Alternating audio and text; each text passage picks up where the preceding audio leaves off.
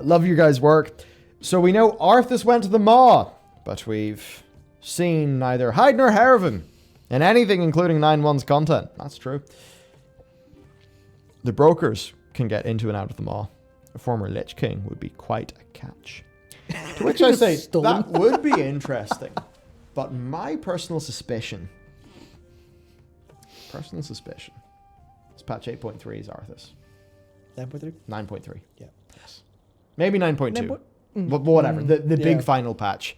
I think there will be Arthas. I think that's when Uther will be in a position to handle reuniting with Arthas, which of course is some of the traumas we worked through in the patch 9.1 storyline. So, yeah, I fully believe we'll see Arthas. I don't necessarily think the brokers will do it, though that said, they have been setting up Venari. Yeah. But I mean, yeah, you've got Bolvar, you've got Uther, who will be, coming to terms with this trauma. So bringing Arthas back would make a lot of sense. And I think if anyone, has got a reason to, be angry at the jailer, I mean, it's most people should be angry at the jailer, but Arthas was fully manipulated by the jailer from the start, and then his thoughts were manipulated, and then later he tried to control him through the helm.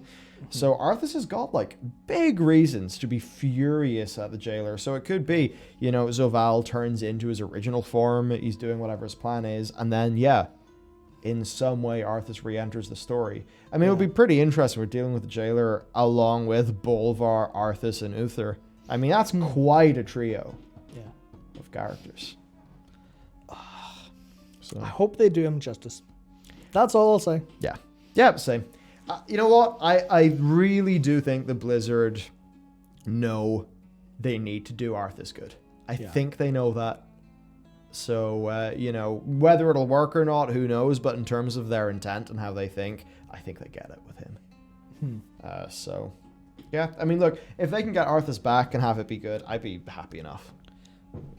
I'd love to see some sort of conclusion to that tale. It feels like it's well and truly done, but at the same time, if Uther gets to say, Arthas, you know what?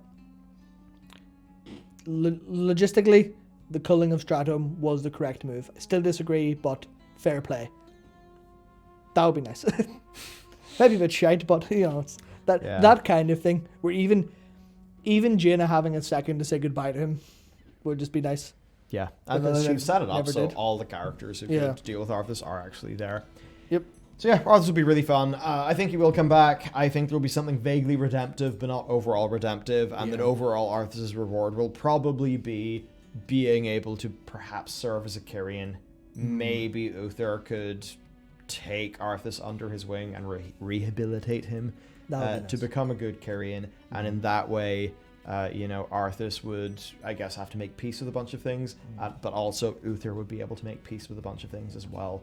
And that could be a good way to just be like, okay, those characters are now done.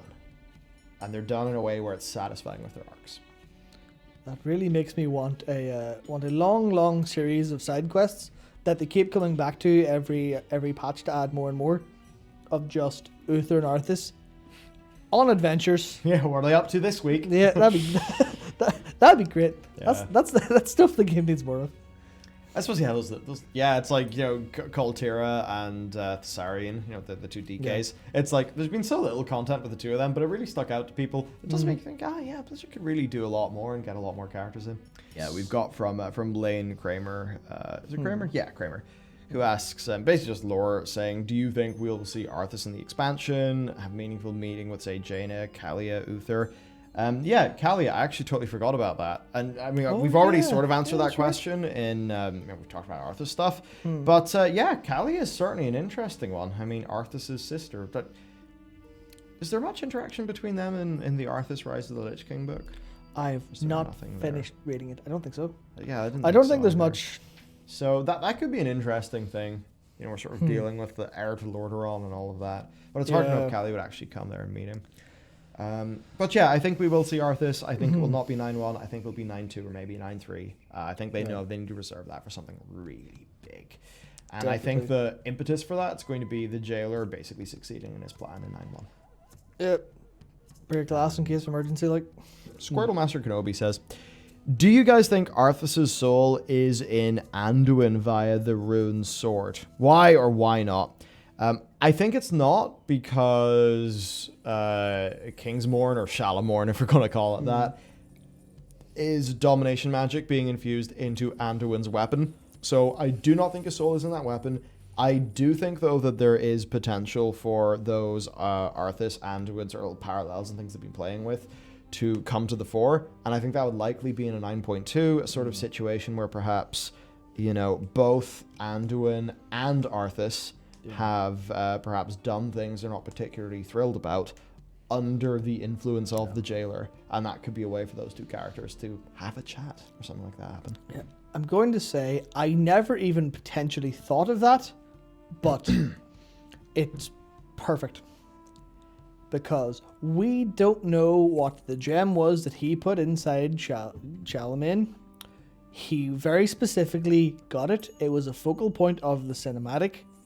It wasn't just hammering away. It was, let me reach into my little thing. Here we go. Blah, blah, blah. Does it look too different from the Soul Keeper? Not really. Yeah. Is the Soul Keeper one of those? Maybe. So is that little gem actually Arthas' soul?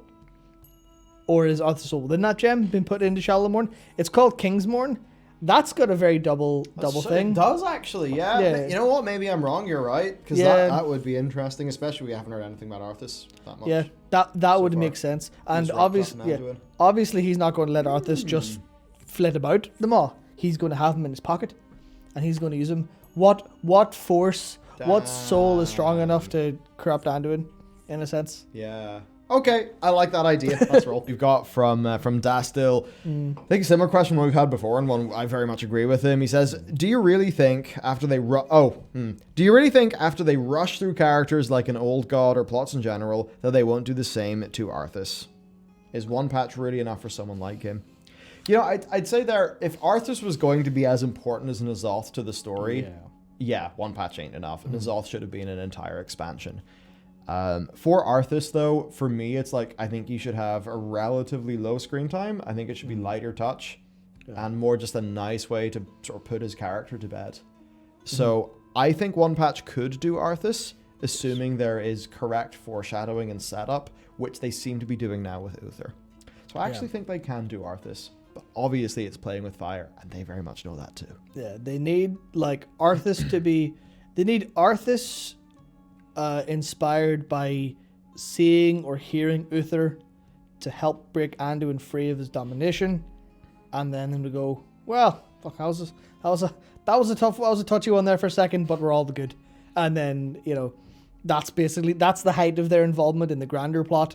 We sort shit out, and then when we're sorted out at the end, it's like, Arthas, you were a bit of a bell end for a while there, but you saved us when it sort of mattered, so we'll not give you a pass, but we will say you did a Darth Vader good job. Yeah. Yeah, I think the best for him, and I know Sylvanas can't have a Darth Vader. She actually just needs to be punished for everything she's done. Yeah. But Arthas can get a Darth Vader for sure. We've got from Jonathan Richards. Arthas' redemption in any way, while his biggest victim is killed after being railroaded into being a bigger villain than him, would really suck.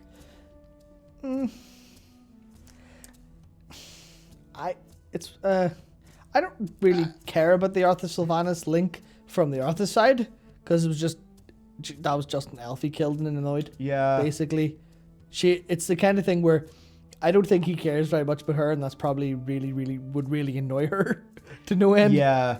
I feel like it's more possible for Arthas to have a redemption just because of some of his character's motivations, whereas, it's just that thing of, when did Arthas, at what point was it, him being under the jailer's control, stopping drinking his own Kool-Aid, him as a Death Knight clearly did, Arthas Menethil killed his own dad, I think. You could argue no. You could, but Steve did hint to me that it was there was influence, but it was Arthas who did that. So It's tricky. I guess just like the scale of Sylvanas' crimes is very hard to overcome, and I think if Blizzard prioritized the lives of big named known characters over the literal destruction she wrought upon the world, then there's some bad writing going on. So I mean, basically they're both pretty damn hard to redeem based on what they've done. Like, and also I don't see either of them getting a redemption. Arthas shouldn't be redeemed because he made his choice. Yeah. He should be punished as according to the choice he made, which was the wrong or the choice that led to all that stuff. Yeah. And I don't actually mean Stratum either, because I still think that was logically the correct decision. Yeah. I actually mean his decision when given a second chance to abandon his men. That's it. That was the actual decision he made that was wrong and led him down his path. And I think that was the first one. The second one was picking up Frostborn, but. Yeah. Oh, nice. I think my MacBook just ran out of battery. No more juice. Nope.